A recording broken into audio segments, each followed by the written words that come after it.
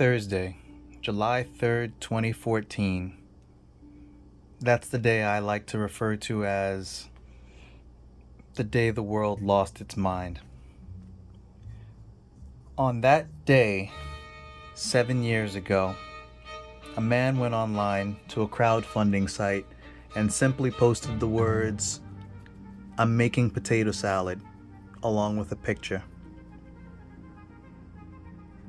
He was then able to make $55,000 for that potato salad.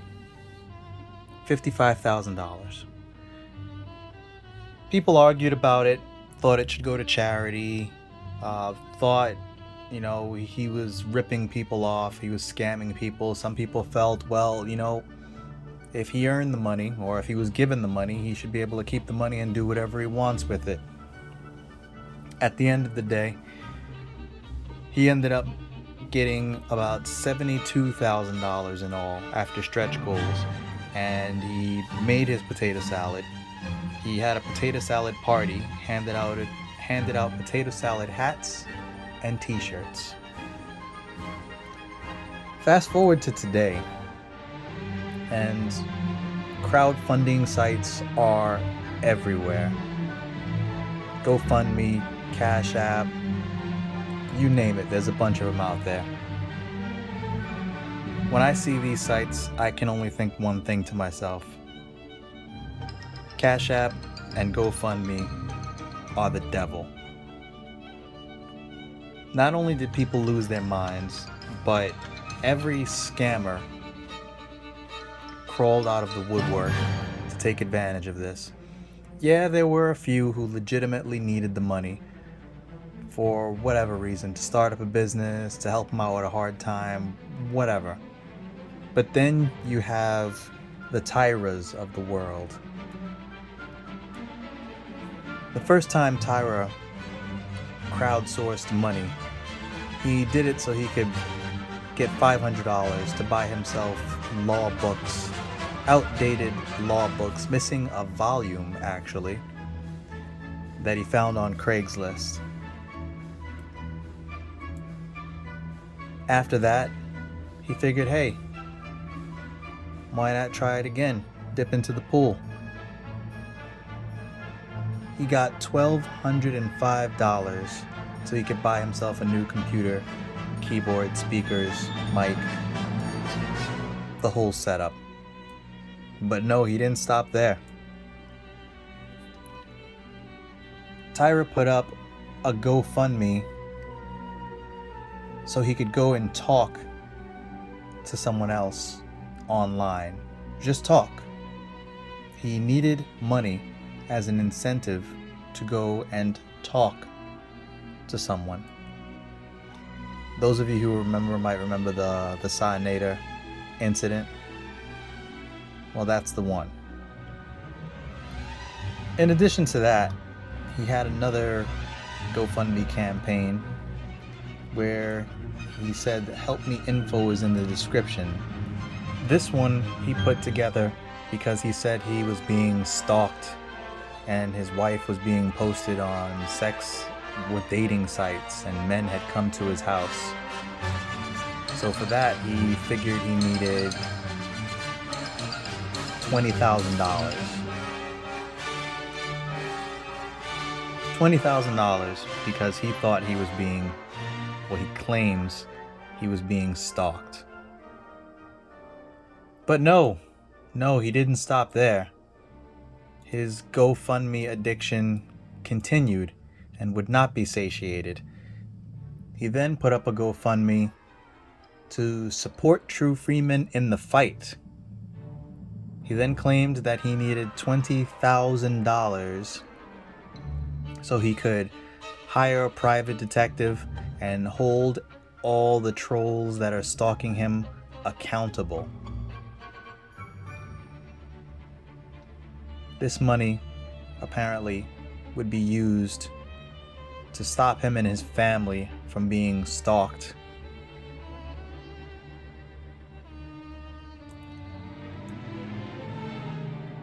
After he collected $1,830, which is a substantial amount of money, nowhere near the goal of $20,000 that he had set, but still a lot of money. $1,830. Where do you think that money went to? Do you think he hired a PI? Do you think he held anyone accountable? What do you think happened to this money? I'll give you a second to think about it. Any guesses?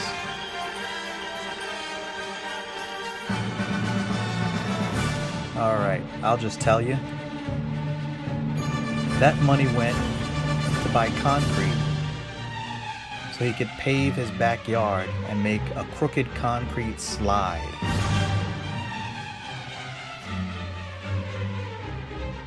$1,000. $1,000 is what that concrete costs. The $830, who knows? Support his lifestyle or his skull addiction. Who knows what he did with the other $830? But $1,000 of that money went to home improvement.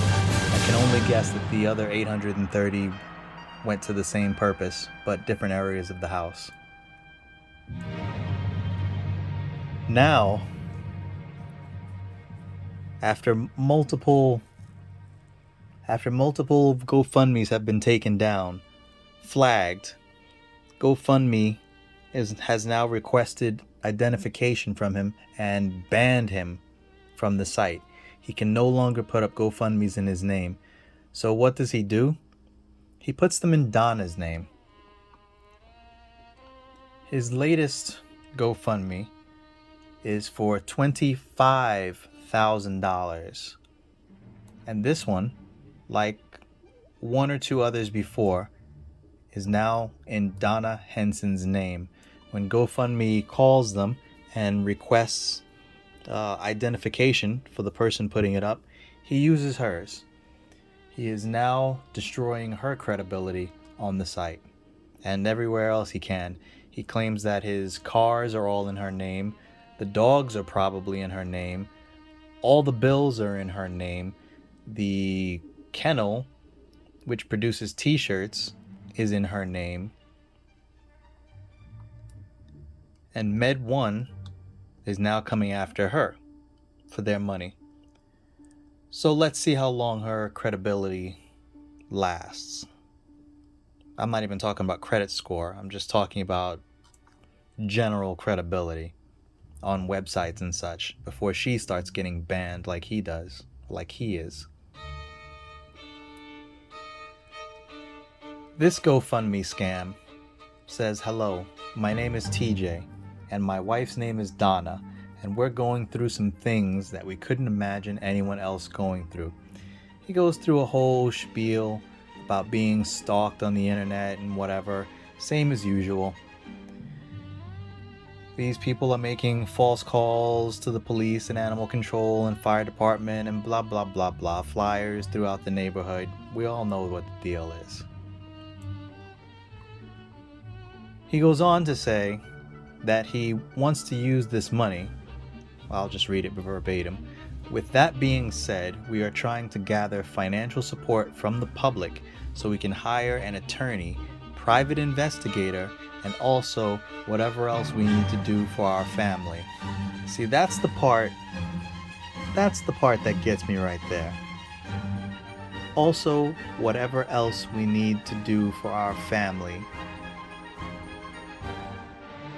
Last time it was a concrete slide. What's it gonna be this time?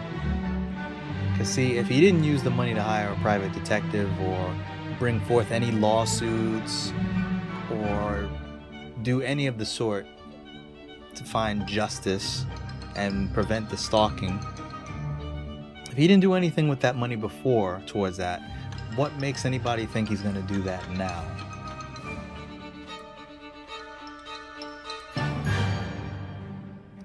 He goes on to say, "P.S. We know who this person is and all of his information needed to hold him accountable, but we cannot put that information on here." So he has all the information of the person or people he believes is responsible for this, Yet still, no lawsuit. The police haven't been sent. Nothing. There's so much that you could do if you know who your attacker or antagonist is that doesn't cost any money, yet none of that has been done. Oh yeah, he's made a couple of police reports because toothpaste was raining from the sky and soap. Things that he needs, things that he should use, to be honest with you. But what has he really done in the last 5 years to so-called hold people accountable? If you count the concrete slide and home improvement and taking 3 months to fix a car, holding people accountable, then I'd say he's done a lot. But if that doesn't qualify, then he hasn't done much at all.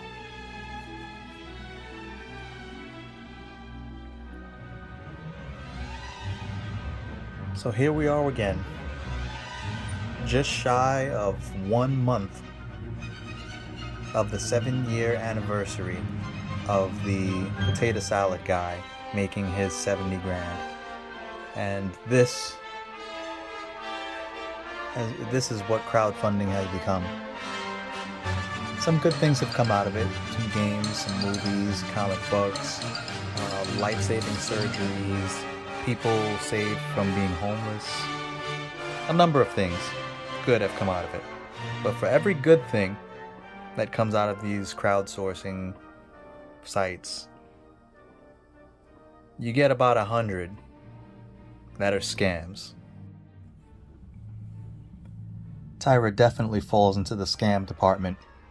And maybe it's just me underestimating him, but I didn't think he was possible of creating such a solid scheme. See, it's pretty obvious what he's doing. As soon as Kwame Brown and Tommy Sotomayor get into their beef, he inserts himself into it. He starts tagging his videos with Kwame Brown's name. Hashtag Kwame Brown, hashtag Tommy Sotomayor. He knows what the hashtags do because he has people do it to him. So he wants Kwame's people to see these videos. Then he starts showing videos that increase the tension between Kwame and Tommy Sotomayor. He creates shirts and markets them for sale to this audience that he drags or tries to drag away from Kwame. Knowing also that Kwame is, I don't want to say prominent, but he's, let's just say he's kind of a known flavor of the month, black figure in the YouTube community right now. And black viewers are drawn to him. So Tyra customizes his streams going forward to appeal to a black audience by going after white people. Starts putting it in his titles. It's very clear what he's doing. Not only is he clout chasing, capitalizing off of the beef, he's race baiting and trying to sell t-shirts in the middle of all of this. Normally, if this were the old days, I would say he had a handler that was feeding him these ideas and coaching him on how to do this. But I don't see anybody currently in his camp that's capable of doing that. So either he's gotten smarter in the scam game, or somebody is working with him behind the shadows planning his moves. Either way, it's transparent what he's doing right now. This whole GoFundMe, the t-shirts, Kwame, the whole beef, and latching onto it and inserting himself in it, all one elaborate scam so he can hit a payday. And if you look at his history and you look at his current favored mods, there's really no question who the real sellout here is. Tyra is selling a sob story for views and money. And it's for reasons precisely like this why I say Cash App, GoFundMe, all the devil.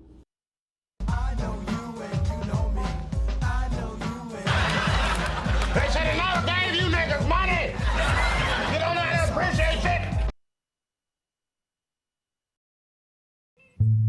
it. Ripping on someone's wife is not cool. I know. That's why the person I'm ripping on their wife should have never ripped on mine. Man, ripping on a man's wife ain't cool. But the man ripped on my wife for a long time before I ripped on his.